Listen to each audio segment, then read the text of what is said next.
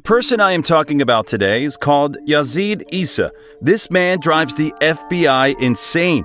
After he was able to escape from them to several countries, we will know throughout the story what did YAZEED do, why did he run away, and what was his end. The beginning. The story begins with a family of 4 members: father YAZEED ESSA, mother Rosemary ESSA, and their 2 children, son Armand and daughter Lena. This family of 4 lived in Cleveland, Ohio, USA. Let us know first how the couple, YAZEED and Rosemary, got to know each other from the beginning until they got married and had their 2 children. In 1995, Rosemary was working as a nurse. When she was working in a hospital that year, Rosemary met YAZEED because basically YAZEED was working as an emergency doctor and he was in the same hospital with her. The day Rosemary and YAZEED met, they became friends, then very close friends, and soon fell in love with one another. They shortly after that felt they were very compatible in many ways and decided to get married and live together in the same house. 4 years after Rosemary met YAZEED on September 11, 1999, they officially married. Then 1 year after Rosemary and YAZEED got married, Rosemary gave birth to their first child, Armand. 2 years later, Rosemary gave birth to their second daughter, Lena. Now, let's get to know Rosemary and then get to know YAZEED as well. Rosemary ESSA was born on October 21, 1966 in the United States of America.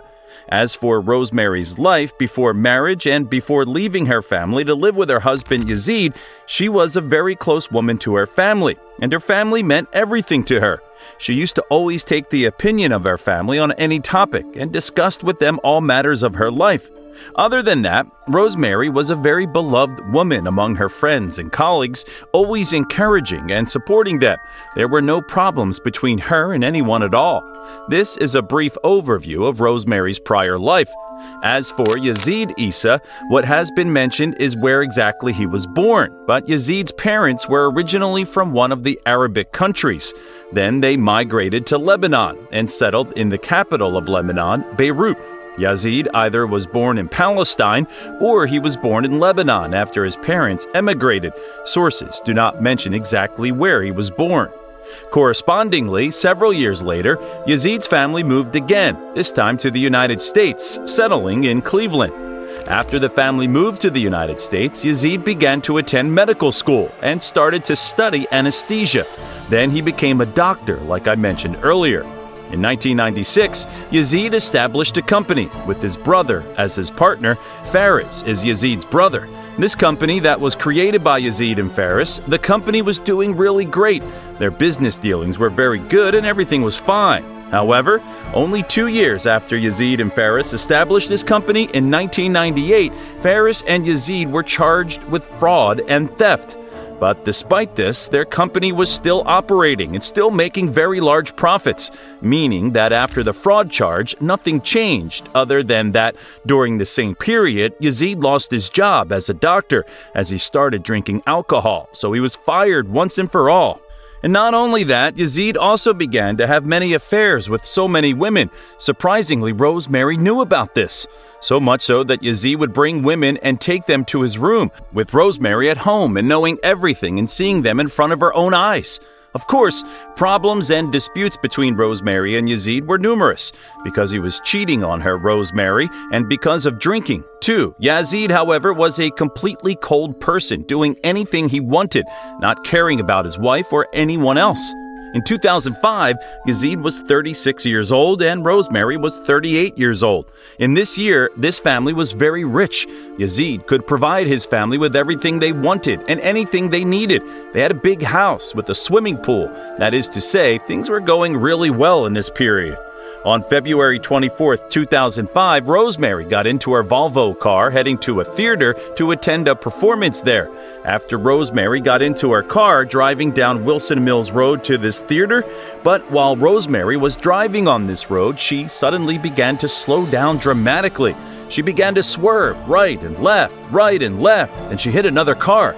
Fortunately, nothing happened to her because she was driving very slowly, like I mentioned before, and then eventually her car stopped completely. When Rosemary's car stopped, there was a woman driving her car, and she saw Rosemary swerving left and right. So this woman decided to get out of her car and check on Rosemary. When this woman first got to Rosemary's car, she saw that Rosemary was vomiting, struggling to breathe, breathing very hard.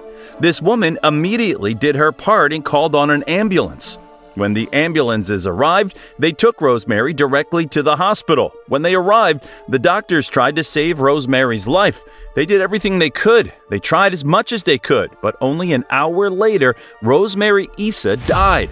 Here, a friend of Rosemary appeared. Her name was Eve. Eve said something very strange to Rosemary's family. She said that the day Rosemary was driving the car and heading to the theater, Rosemary called her and told her that before she got out of the house, her husband, YAZEED, gave her a capsule. YAZEED told Rosemary that it was a calcium capsule, so Rosemary took it. Directly after she took the capsule, she got into her car in direction to the theater. But after only 10 minutes while Rosemary was on the way, she began to feel nauseous and dizzy. Rosemary called her friend Eve and told her all of this, and now Eve has told Rosemary's family about these details too. After Eve told Rosemary's family about this, she asked them to do a toxicology report in order to know what kind of capsule Rosemary took. That certainly caused her nausea and dizziness and eventually led to her death. However, Rosemary's family were a little bit surprised, as YAZEED used to treat them well and loved them. They also loved him. They didn't expect that YAZEED would give her something that would harm her or hurt her deliberately. For this reason, Rosemary's family didn't ask the doctors to make a toxicology report for Rosemary's body. And at this time, after Rosemary's death, YAZEED wrote an email and sent it to everyone he knew saying, "I just wanted to tell you that Rosemary is dead. We will miss her very much." Of course, this email was a bit strange since YAZEED was expressing that in a very cold way, as if it wasn't his wife who died. It was a bit strange. Apart from that, after Rosemary's death, YAZEED began to behave in a very strange way, doing things that made everyone have doubts about him.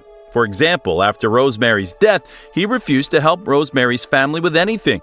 He didn't even contact with them and was completely cold with them, as if Rosemary was not his wife and he did not even know her. A few days later, Eve asked the coroner to check on Rosemary's body and do a toxicology report so as to know what kind of capsule Rosemary took. And indeed, the coroner responded to Eve and started his work. But of course, this toxicology report would take him a long time to have the results. At this time, when they were sitting waiting for the result of the toxicology report, the police and investigators knew about it, and they knew that YAZEED had given a capsule to Rosemary, after which she began to feel nauseous and eventually died. She wanted to go see a movie with her sister. She was running a little late, and she left around 1:45. But everything was normal. And the next thing I know, I get a call from you guys about saying that she was in a car accident. Is she taking any over-the-counter meds or vitamins, supplements? She was taking a vitamin occasionally, and I was told to prescribe her a calcium supplement. And then right before she left, she took the calcium. Just calcium. I can't see how that would relate to anything. When did she start taking the vitamins? Prenatal vitamins? Are they thinking, any of this had to do with anything? We don't know. I mean, at this point, they have somebody who's 38 years old. Oh, I know. Suddenly she dies and nobody can help her. It's kind of like, what happened?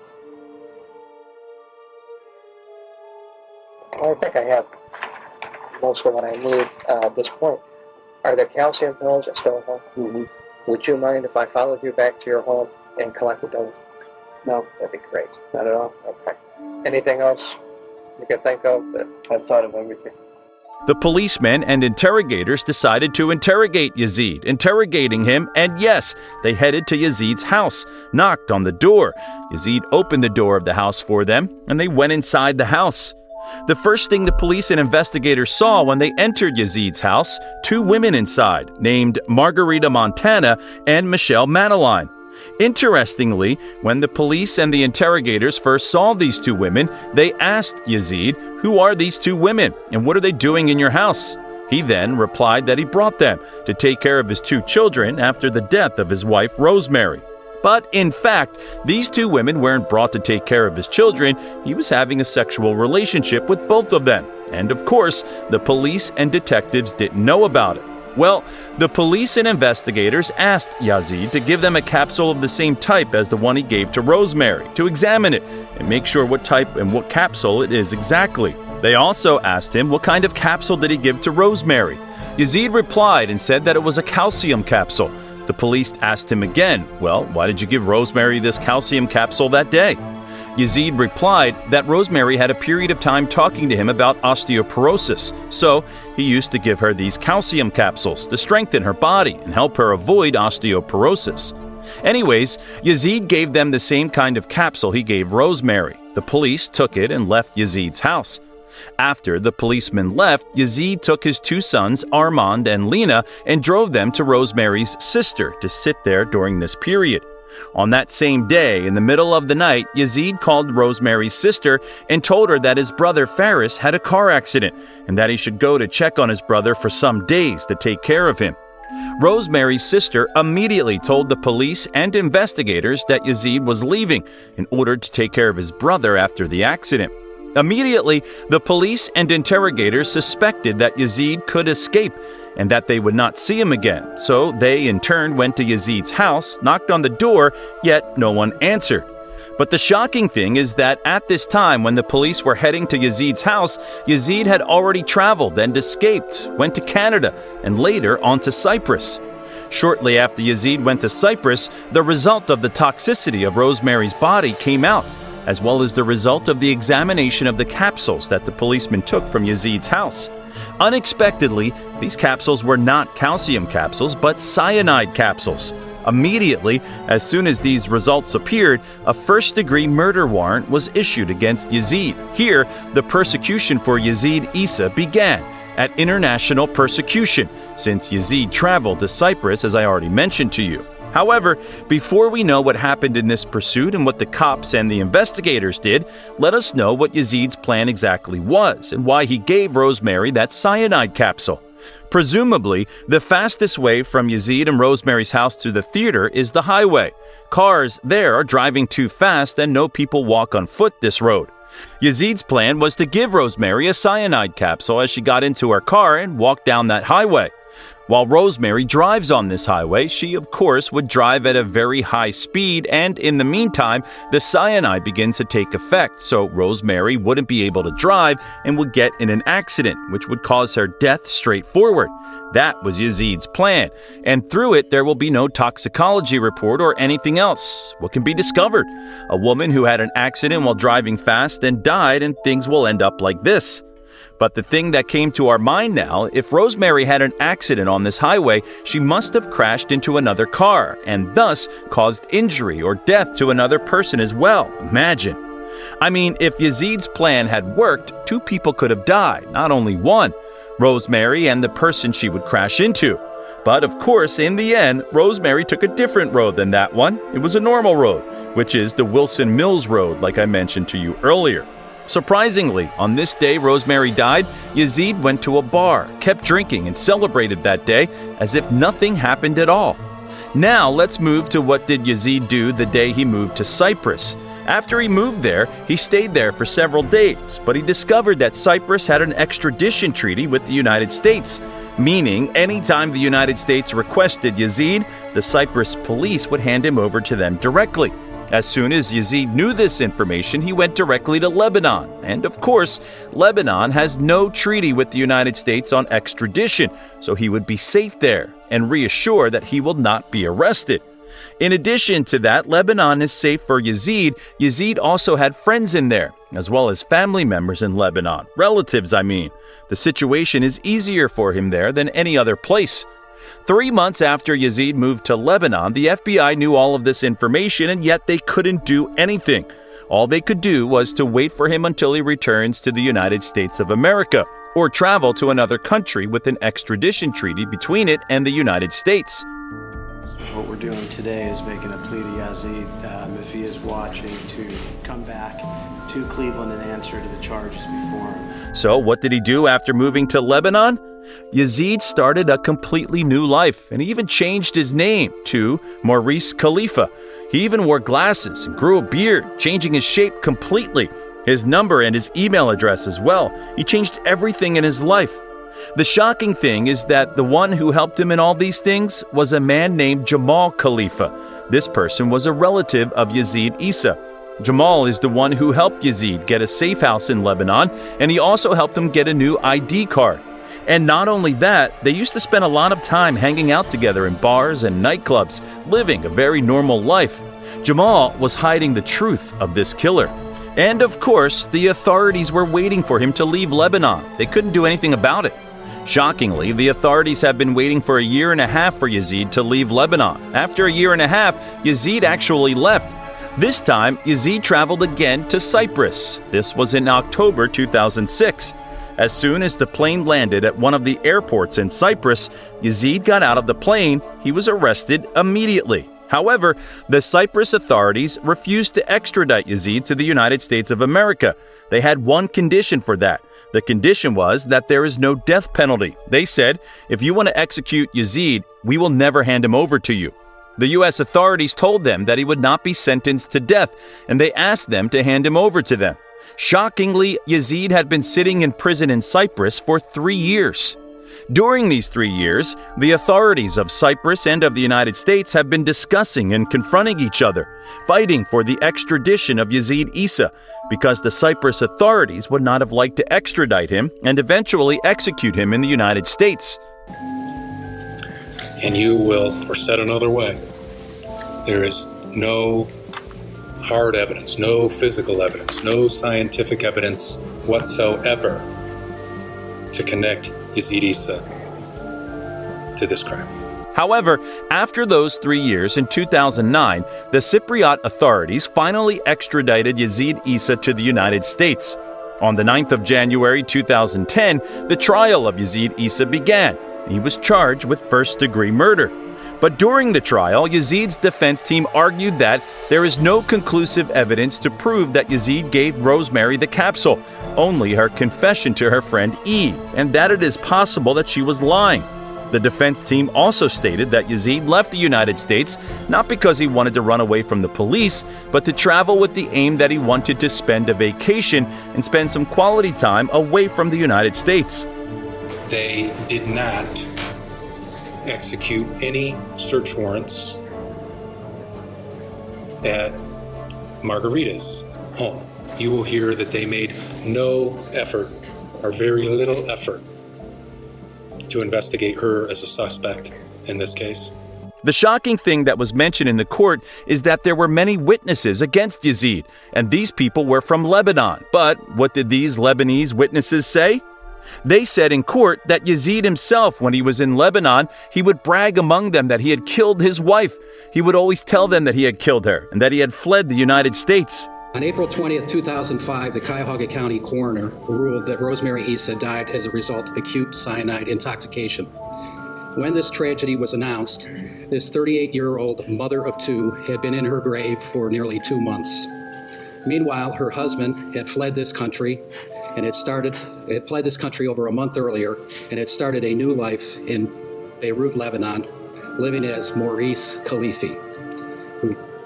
The children, 4-year-old Armand and 2-year-old Lena, had been orphaned by their mother's death and had been abandoned by their father, who had disappeared with no good reason or justification. Rosemary Issa left that morning or that afternoon, and prior to her leaving, the defendant insisted that she take one of these tablets. Insisted that she take the tablet. Not that you take it sometime later or when it's more convenient for you, but before you go out the house to go to the movie that you're in a hurry for, let me delay you a little bit so that I can give you this tablet. So plan A is high-speed automobile accident. Plan B is random product tampering. Plan C is the girlfriend killed my wife so she could be with me. That's the presentation you're going to get in this case. Here, the jury decided their final decision. We, the jury in this case, being duly impaneled and sworn, do find the defendant, YAZEED Issa, guilty of aggravated murder in violation of 2903.01a of the revised code. YAZEED Issa was sentenced to life imprisonment without the possibility of a conditional release. However, after 20 years, meaning in the year 2030, YAZEED can apply for a probation.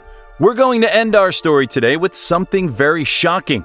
The cyanide that YAZEED gave to Rosemary in a capsule, he bought it from eBay. Of course, we all know eBay, a site like any online site that sells different products like Amazon and others. So, can you imagine there was someone selling such a product on eBay?